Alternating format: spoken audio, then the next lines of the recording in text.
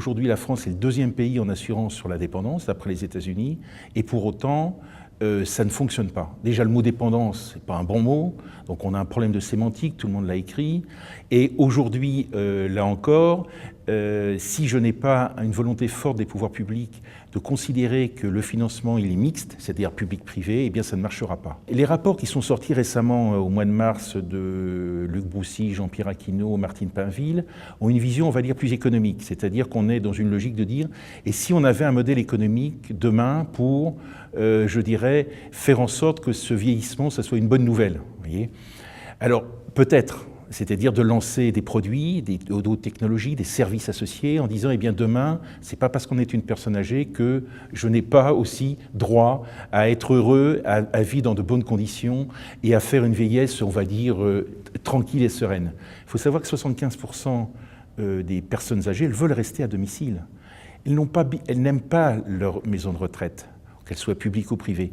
Pourquoi ? Parce que déjà, c'est brutalement pour eux un choc de culture de passer d'une maison à une autre, et puis il y a le coût financier.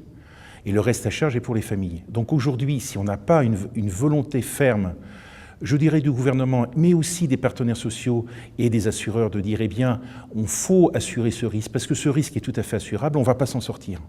Le problème, c'est que qui va financer ? Eh bien, qui va financer, c'est les classes moyennes, à qui on va demander de faire des efforts. Ce n'est pas à ceux qui ne peuvent pas financer. Ceux-là, ils seront toujours pris en charge par la solidarité. Donc, il faut arrêter de considérer que la dépendance est pour les autres, hein. C'est aussi pour soi, c'est pas forcément quelque chose qu'on va mal vivre, ça dépend des cas, mais je pense qu'il faut prendre conscience que ça peut nous arriver et qu'il faut le prévoir. Le modèle de référence, c'est le modèle japonais. Au Japon, on cotise à partir de 40 ans, et on cotise dans le cadre de son entreprise, et quand on est parti à la retraite, on continue à cotiser. Et c'est la cotisation, elle est mixte en même temps avec des impôts et en même temps avec des cotisations dites sociales. Et c'est la ville, la municipalité qui va gérer tout ça. En France, ça peut être de la même façon, c'est-à-dire qu'on cotise dans l'entreprise avec un employeur et un salarié, on sort dans l'entreprise, on continue à cotiser tout seul, c'est ce qu'on appelle la portabilité des droits, et quand on devient dépendant, eh bien on touche une rente qui est viagère.